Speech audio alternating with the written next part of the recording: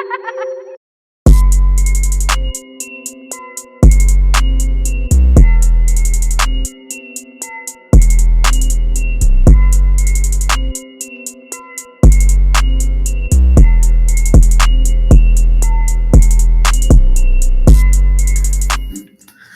going on, everybody? This is Mike Bennett and Mike Baker coming at you live in full effect with another episode of the Weekly Tech Wrap Up. I believe this is the 14th installment episode. I don't know what we call it. Installment, something like that. Yeah, episode 14. We in there, man. I hope everybody is doing good out there. How you doing, Mike? I'm doing all right, man. I'm surprised. I didn't even think about the episode number. Episode 14. That's deep. That's essentially deep, man. Yeah, we in there. We in there. Like, it's that persistence, man. Like y'all know what we do. We come at y'all with information that's going on in the IT industry from different perspectives, and of course, give us some righteous criticism where it's warranted. And for those who are doing what they're supposed to be doing, we give them a round of applause and the respect where it's due. Amidst all of this COVID-19 craziness, for those who may catch this at a later time, in case you don't know, at this point in time, currently in April 5th, 2020, we are quarantined in our homes from what is known as the coronavirus. Or someone's like me say, I say the coronavirus, whatever, same difference.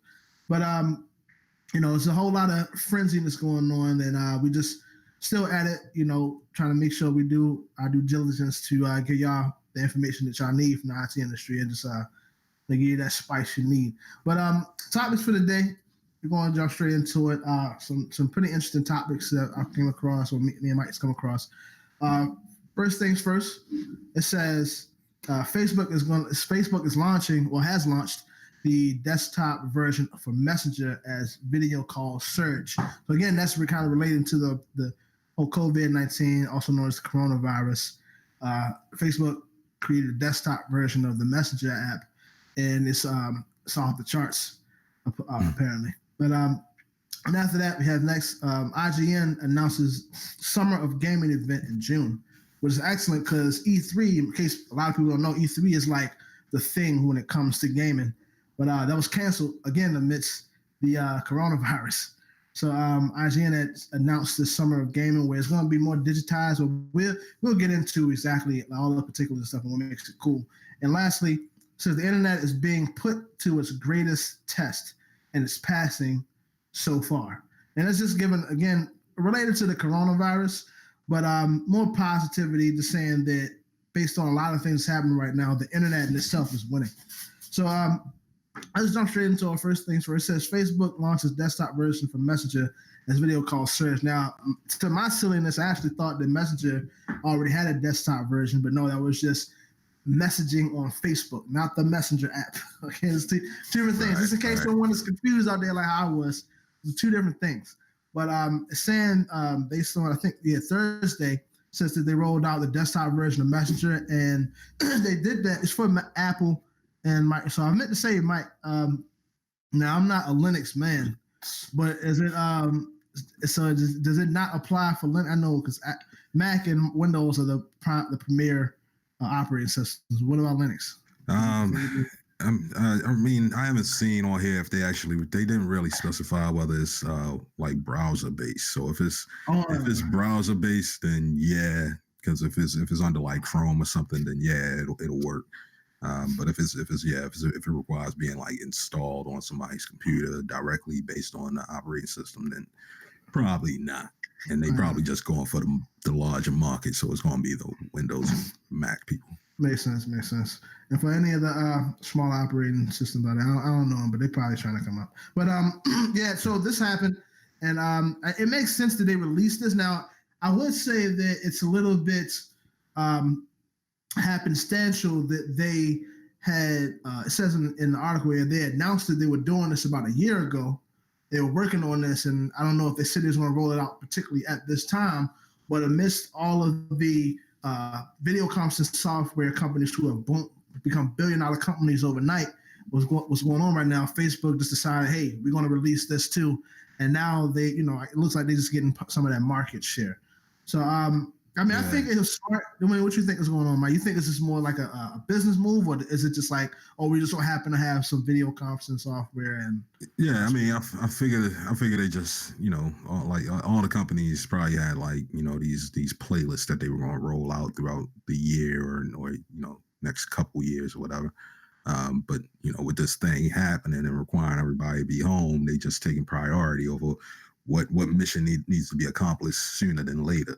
And I'm sure they probably already had the intent and the idea to be rolling out a version of desktop Messenger just because of the popularity of Messenger. Messenger itself is kind of like a whole nother social network. Essentially, it's a messaging network where you can have these pseudo private like chat groups and stuff like that, and video chats come along with that.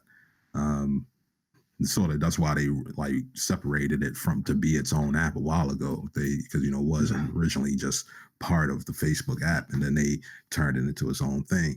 That was back when they had those bubbles, right? I forgot we talked about. They still got them on Android. On Android, you have the option to turn it off. I mean, like it's a toggle in there. Like, 'cause some people like them and some people don't like. You got an option to flip it on and off, and you can just have the bubbles and drop it at the bottom and all that stuff.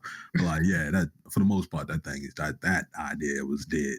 That was when Facebook created the Facebook phone. Remember, like for one phone, they created a Facebook phone, and it was like, all right, we got the bubble messenger on here, and because they were trying to integrate it as their text messaging platform. Like now they sort of spread it out, so everybody kind of uses it, especially Android people. Like it's a lot of Android people that just use Messenger as their chat, as their SMS text messaging platform. And that was kind of that test platform when they created the phone in the first place. But nonetheless, like Messenger just at this point, seeing all the money that Zoom is getting right now, like whether they getting actual money or they at least just getting promotion and marketing, like Zoom is now out there where it used to be like an underground product like just a month ago. And and like Facebook probably is the number one video chatting tool except for like FaceTime for the Apple users. But like a lot of people do video face chatting on their face chat, video chatting on Messenger, along with Instagram, because you can do that on Instagram as well. It's an easier interface. That's what's weird because I've noticed that it's easier on Instagram. Yeah, but it doesn't happen as much. But then too, I've noticed it on Instagram. Maybe it's just me, but sometimes I get a little bit more choppy. I sometimes like to connect stuff, but you can do it. You're right. You can do it on Instagram. Yeah, they ultimately using the same tech, but it's not the same people building it. And Instagram is kind of like a UI experiment. Like, what if we strip down all of what Facebook is and just limit it to just being pictures and messages? I mean, like that's I mean, it's really the same thing but different. But nonetheless, they didn't really have a messaging option on the desktop, and something that allows you to have multiple forms of video communication. Like if you got to hold your phone the whole time to video chat, you can't possibly type on the other hand or anything like that. So like having to have it where you can just mount it somewhere, you got the camera over there, you still doing your thing, being in a video call, makes it worth it. And Facebook also tries to push this Facebook for work thing, which is like a social network for Facebook, essentially for your business. And it got docs and all that stuff. It got their own versions of productivity software and all that. I don't think I'm a fool with it, man. I mean, it all depends on the company. I mean, whatever company chooses, and be like, yeah, we do all our stuff on Facebook. If they just like a social network that already they like a viral content creation company or something like that, they probably just use all that stuff on Facebook and just stay on Facebook 24/7. I mean, and that keeps them from going to Google or some shit like that. It's just having that option available. Yeah. Do you think amidst all of this stuff, we know that this is not going to last forever. Right? It's not. It probably when some businesses are going out of it, they're disappearing. But I know that the economy, of course, when it collapses like this, it's going to recover, right? Do you think that a lot of the video conferencing stuff would still have the same market share, I guess? Or do you think it's just like a temporary thing? Should Zoom, I'll put it like this. Do you think Zoom should go ahead and just cash out on all the bread they making right now? Or should they just like hold and...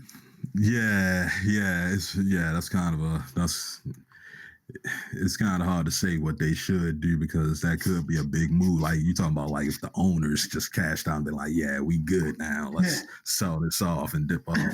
That could be a pro move for them, or it could be a negative move depending on like their market share, how the market move. You know, they could be like, "Oh, this could be the end of Zoom, or this could be the beginning of Zoom" type thing. It's really hard to say how that would really work out for them if they were to just be like, all right, let's just make, we made our product, we made our money, let's give it to this other company and let them just manage it for the rest and we dip. Versus I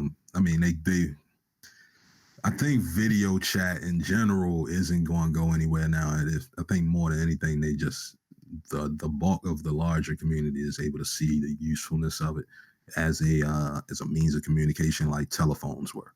Like how telephones are. So like, I mean, there's still those minor privacy concerns where you like, at certain times I don't want to be on a video. Yeah, maybe take me off this video type thing. I mean, get me off this camera. I mean, like, for the most part, a lot of people are now getting the opportunity to see like when it is beneficial and how it can be beneficial for a large community. Like they have, the Echo shows and like the Microsoft, the Facebook portals and all that stuff that are still being built out where they're going to start putting cameras in televisions and essentially have it where you just can walk around your house and your camera is just, following you around the house. I mean, and it's one of those things where right now it serves as usefulness, but I feel like maybe about 40% 50% will pull back once this shit is over. Once it's over, 40 or 50% will pull back and be like, yeah, we're done now. And we're not going to use video chat the same way we used to a week ago. But for a lot of people, they probably start realizing that they can use this as part of their business. Well, that's well, I was going to ask that because you've been on the business part. We can transition this, but I want to ask, with Facebook, their stuff is on the up and up now. Facebook is typically not a platform used for business stuff. So I'm like, could possibly, where the bulk of these like this usage is coming from? Because I mean, if the regular working class folk, I mean, we all have Facebook, right? So I mean, what you gonna be doing now? Yes, and that's the thing. Like, there's multiple forms like similar to Microsoft. Microsoft and Google are probably the best two examples of it. Where Microsoft has Teams for video conferencing, but for minor things like calls, like personal one-to-one or small group calls, they have Skype. And it's the same thing with Google, where they have Hangouts and Google Meet for like larger group business conferencing, and then for like smaller one-to-ones they have Duo, and like they have Google Duo where you can just call somebody. It treats it more like just a regular cell phone call, and they split out those two systems so that the regular consumer can just focus on using Duo for regular calls, and then if you got to do some business stuff, you got to be more enterprisey with it, you can use Hangouts. And same thing, you can use Teams for that, and Skype for more regular like personal calls and whatnot. For Facebook, they don't really have like a business build out yet. Hey, I got a phone call coming in on Duo right now. Hang up. I don't know how to cancel that on my, because the way it happens, this is live, ladies. Yeah, I know. I'm about to say, just take a brief live intermission. Yeah. So like the way it happens, I have Google Duo and I have a Google Home, and Google Duo is hooked up to Google Home, so I could actually answer the phone from that speaker. I mean, I can just be like, answer the phone, but I was trying to tell it hang up. I don't know how to tell it to stop ringing. I got to figure out how to tell it to stop ringing. Right. Cancel. But yeah, cancel. That's probably what it is. Cancel. But essentially, I can pick it up over there, and it'll be a voice call, or I can just pick it up on my phone and do a voice call or a video call, and that's essentially an alternative to doing like full-on messenger with like Zoom's main feature and functionality is to be video conferencing, to have like 250 people, a lot of people in the group doing webinars and stuff. Yeah. Where you can do presentations and draw on the screen and all that stuff and all that. But like just for a phone call, just for hey, how you doing? What's going on? You don't need all that extra stuff, and that's what the smaller apps are for. And that's Facebook hops in that realm, really. Facebook is more in that realm than anything. Yeah, I think they probably, hopefully they don't try to come back out with that Facebook phone, man. But yeah, we can go to the next. That joke was garbage. But let's go to the next topic. So IGN announced a summer of gaming event. So in case you all don't know, E3, and I'm a gamer. So E3, it has a whole bunch of other stuff that goes on at E3, just explaining different things going on with companies that are within the gaming industry. I think they discuss some general dev stuff too, but I think E3 is definitely known for, amongst the people, just known for like showcasing what's happening, what's new within the gaming world, right? Mm-hmm. So again, what's happening with the electronic something shows E3 is like the electronic expo something, whatever the other E is. There's 3 E's. It's an electronic extraordinary expo. Yeah, right. It's not what it is. That's corny. But yeah, what it's saying here, IGN. Quick tip. Is IGN? Do they sponsor E3? I would say that they do. I can't tell you for sure, but I would say that they do because they make a lot of money off of when E3 happens. Like when E3 happens, they there for every interview, every event, every keynote, so that they can broadcast it on their website and make advertisement money off of it. Cash in. Yeah, so like the E3 not happening, that's like a big loss to IGN. So. I mean, I figured is like IGN just said, you know what, we'll just make our own. Yeah, we already know everybody because we interview everybody. We want this thing to happen, so we'll just make it happen. I figured it was like whoever runs E3 normally, they gotta get the locations and meet up with the people. But like meeting up with the people is the same thing as what IGN does anyway, and there is no location that can be used right now. So everybody stay home. Everybody get their green screen. IGN probably mailing everybody green screens right now. Like, get one. We're gonna make a crazy background for you. Just get a green screen, and and everybody just doing it off of that. And I mean, like every year, like since PlayStation 3 and like they've been doing these type of interviews, and like after somebody may go on stage or somebody's demoing a indie project or whatever, they do an interview with that person. They show gameplay. They show how with the things that they did to create the innovative new features of the game and all this stuff. Mm-hmm. So like having it just be online in a video conference format it's kind of expected. It's kind of what it should be. It's kind of what it already has been. This is like the behind the scenes for real. Like, let's go all the way to your home and shit. we go in your house with it. Live and direct on your screen, yeah. Like this stuff isn't far out of reach. Like, look, I live here. I mean, your house can look like this too, type thing. Yeah, I mean, it's definitely they. I mean, it makes sense that they would go this far to make it happen because, like you said, it's all about the bread, right? And I see in here they have several different people, different companies are sponsoring this, including all of them. Yeah, all well, the one that stuck out to me though was Google Stadia. Yeah, and Amazon. Amazon, Amazon and Google. So those two, like with Google Stadia, I'm like, okay, I see what Google is trying to. Cause I said, some time ago in a couple of shows we did before, like I feel like Google's they in this, Google knows how to try, fail, adjust pretty good. So I feel like they deserve it. This is an opportunity for them to kind of, again, we're gonna get this in the hands of the masses by any means necessary, make it happen. Yeah.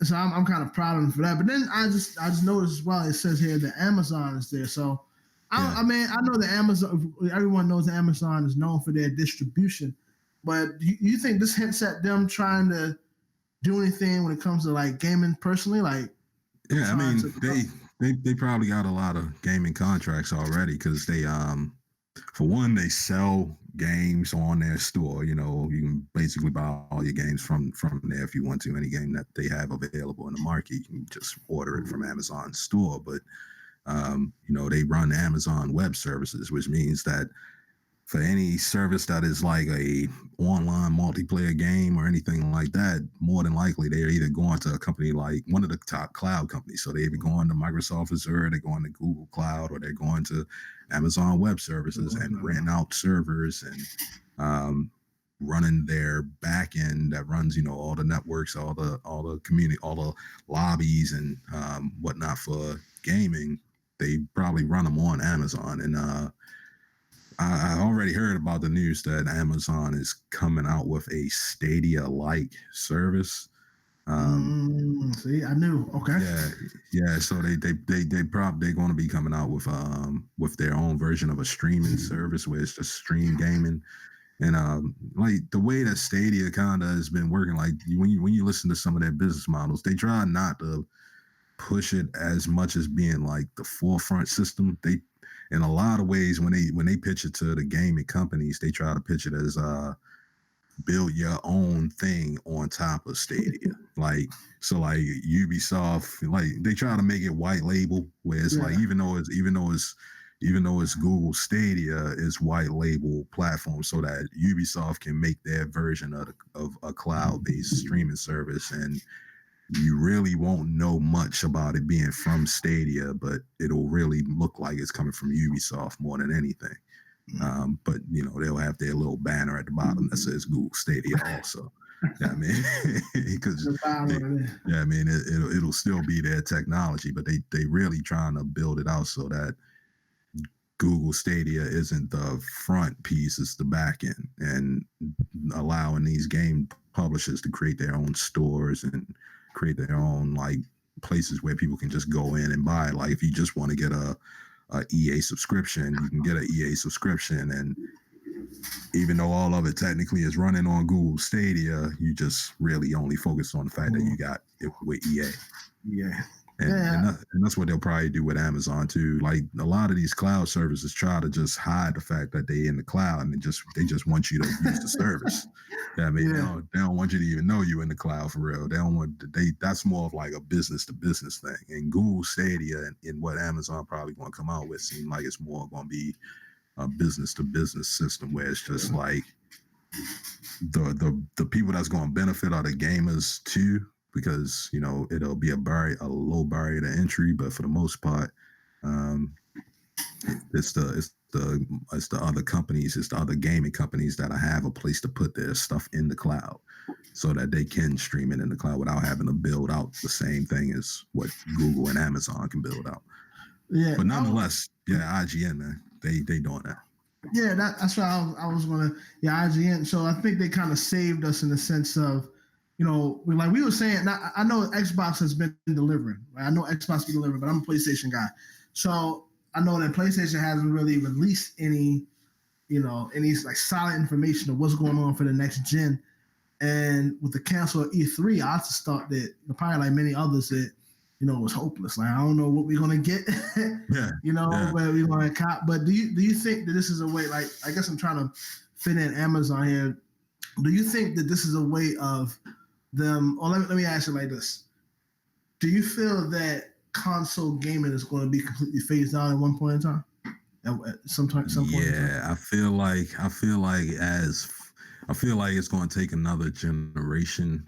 We're about to go into this generation now, But I feel like it's going to have to be the end of this generation and going into the next where we may not have to have a console from that point on.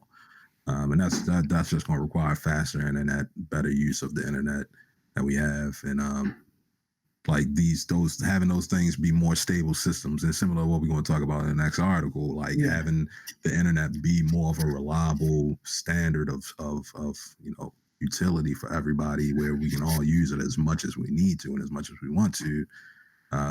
Then streaming for gaming is just going to be the norm. And I mean, and I'm sure, and what I think is going to happen is it's going to be like television. It's going to be like, buying movies. You can still buy your movie. You can still buy your DVD. I mean, if you want to, type thing. But for the most part, a lot of people just resort to streaming in some form or another because it's more convenient and you still get a lot of access. It's beneficial to a lot of people. So I think buying your game is still be around for a while. There may be still a market where people want to get another console, so they might just go ahead and just create one for the hell of it, type thing. Mm-hmm. Yeah. But I don't think it's really going to be like what it is anymore. Right. Yeah, I think that with the birth of COVID-19, you can say it's safe to say this is like the slow 2.5 cancer, not death of console gaming. But we'll see what they unveil at I was about to call it E3 at the Summer of Gaming. What they call it? Summer of Gaming event. But, they're gonna have to pick a better name too. Yeah. Like, I don't know, this thing whack. But I3 or some shit. IGN3. 5IG. Yeah. So, all right. So last thing it says the internet is being put to its greatest test and it's passing so far. So I know that who made? They say that Al Gore made the internet. They say he put the legislation in. Yeah, I mean he put the bills in and the documentation for the government to pass a nationwide internet in what we tend to call it today. I mean, but like based on this article, and I think I remember seeing this on YouTube. I got to go and check the dude, but they were saying like in 1962 that this one dude, this JCR Licklider, he got a hell of a name, Licklider, that he theorized about a lot of this stuff. And I do remember watching like this old black and white of this dude just going in on what he thought the internet was going to be, like way before the internet was even popping, and like a lot of what he was saying was basically accurate. Talking about how there's going to be multiple networks of computers that are communicating to each other that allow us to do all of the things that we need to do, like banking, like video communication, like I don't think he really knew because games weren't a thing and stuff like that. So he ain't really going to games and stuff like that. But being able to work from great distances, working remotely, and that was like a big thing, is being able to work from one place and have whatever you're doing happen at another place. That was like his biggest mantra. Yeah, I think that it's interesting because it with the internet and just I think with technology, what it does is whenever you see it implemented, it takes a nation or a society like leaps ahead of where they would go if they just stuck to their traditional ways of growth. And I think that's probably what they were alluding to here is that, well, I know be it that with my regular 9 to 5, I work from home full time now, right? And I think that what's interesting is that at least for my company, people are saying that they have become more productive, and maybe that's not so good as far as the people that's working, because I find myself working so much harder and longer, but it seems to be like it's beneficial to the company. And I think this is something that, again, it feeds into what they're talking about here with the internet, as far as how a lot of usage of the internet before is almost, in some circles, people would say that the internet is connected to something like malicious, like, it's the internet is not good for you. The internet has this, the internet has that. But I think that what's happening here is that amidst all of the craziness, the pandemic, the COVID-19 pandemic, whether you believe it to be social or real, based on what's happening, it's proven that by implementing some of these things that, when it comes to technology that we were afraid to for our personal reasons, it actually proves to be not only beneficial to us, but something that moves us forward. And I think a lot of people, it's catching a lot of heat because it talks about it a couple of times in here about how, just the different percentages and how now that, even when it comes down to like business, I have an online business. I run ads and stuff like that for people. And I've noticed that just because so many people are home now, everyone wants to start a business, which is good in the sense that everyone needs the tools to do that. So, I mean, I think it's pretty solid what's going on. And of course, you have your malicious things it does. It's always going to happen on the internet because people have free will. But what you think about that, Mike? I was just thinking about when you said that how everybody's home starting a business. I was like, damn, fucking Mitt Romney is about to get his wish. You talk about how companies are people too. Like, damn, if everybody got a company, then everybody doing taxes for their company as well as themselves. Then everybody, like, if it's like that many people, you got like 5 billion companies out here. I mean, there's been that much of a spike. I think the statistics said that people who start online businesses at home has gone up at like at least 300%. It's crazy. Yeah, 300%. I'm sure. That shit would. I mean, I don't want anyone going, and that's a conspiracy theory for another day. Yeah, I mean, the internet itself was designed for this type of stuff, man. The internet itself was like, we found out how bad it could potentially get if the internet goes down back in like the 90s and stuff when we had very weak infrastructure. Like when the internet goes down, it becomes problematic for not just communication but work and everything in general, the economy. Like, forget a coronavirus. Let the internet go down, and the economy is basically done for, type thing. Exactly. We've built so much of our lives around. Oh no, go ahead. My bad. Yeah. I mean, we built a lot of our lives in the form of like just being able to do simple things like pay bills, like just by paying the bill. Like everybody had to start going back to running into like just to go to Comcast, you got to pay your bill at the Comcast store. Right. I mean, you got to go to BGE or whatever to pay your electricity all the time every month. I mean, on this date.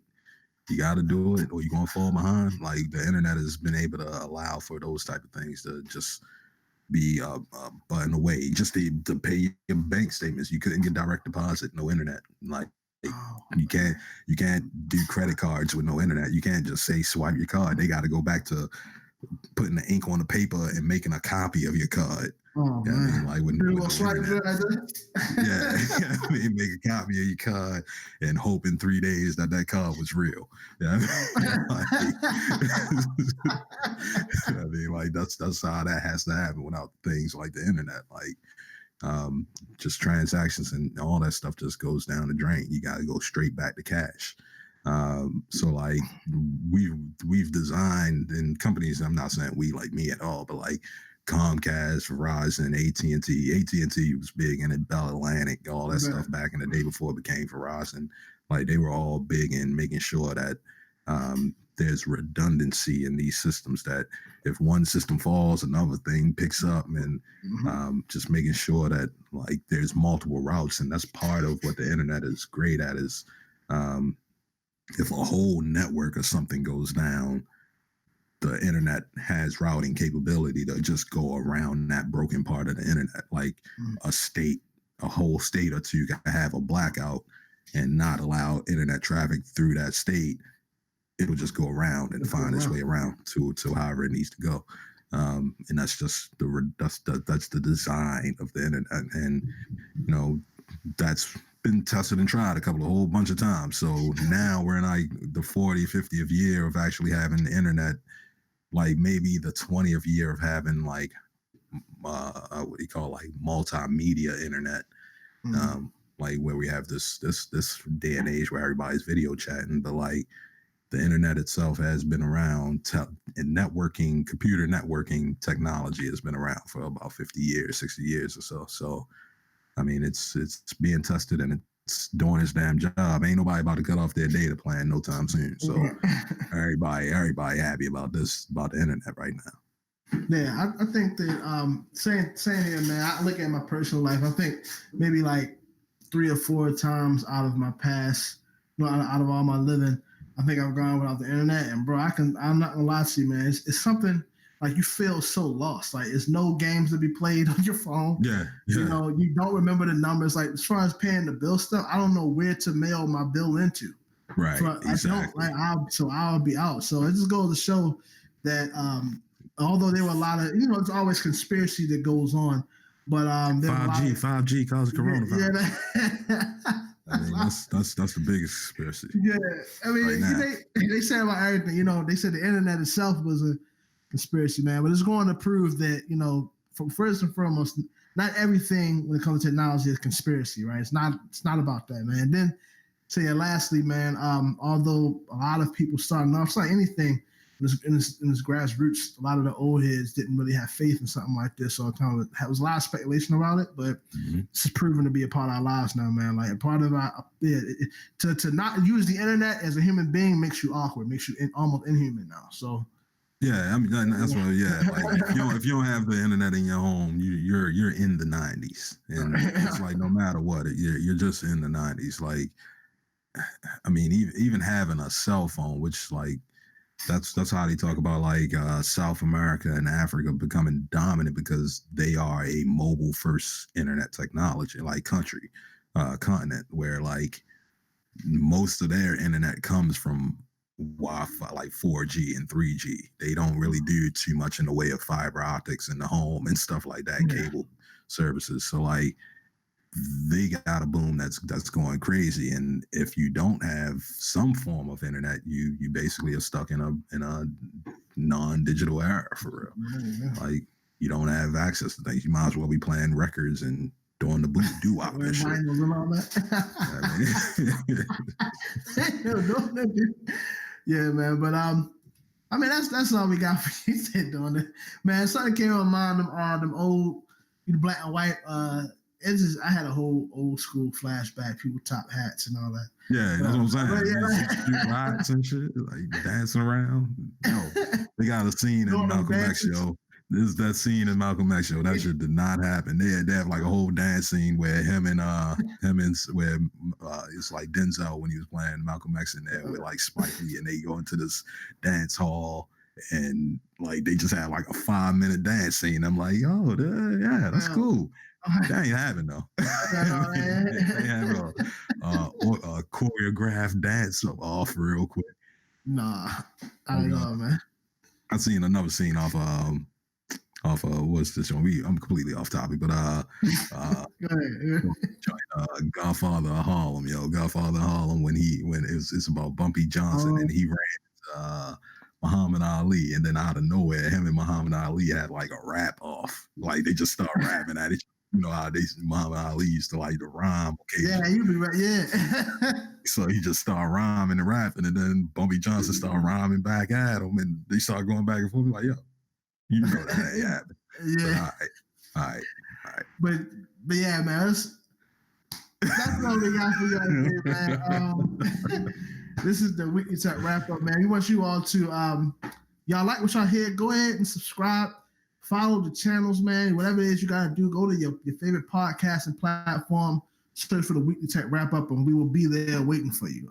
We would like to hear more of your criticisms, and then hear, if you got anything to say, just let us know. And, if it's something that has merit, we'll make the improvements. And we just like to be able to talk with you all, man. But you can find us on the podcasting platforms as well as the social media. We are heavily on Facebook. So, again, y'all just stay tuned. We got more stuff coming your way. Mike, you got anything else? Just stay tuned. And if streaming, if one of the streams don't work for one reason or another, just try another, or just try back. Yeah, I mean, technical difficulties happen everywhere. But don't give up on anybody. This happen every day, B. Yeah, for real. That's what it be. But the shows will be up shortly. So look for them. There you go, y'all. This is Mike Bennett and Mike Baker signing out from the Weekly Tech Wrap Up. Peace.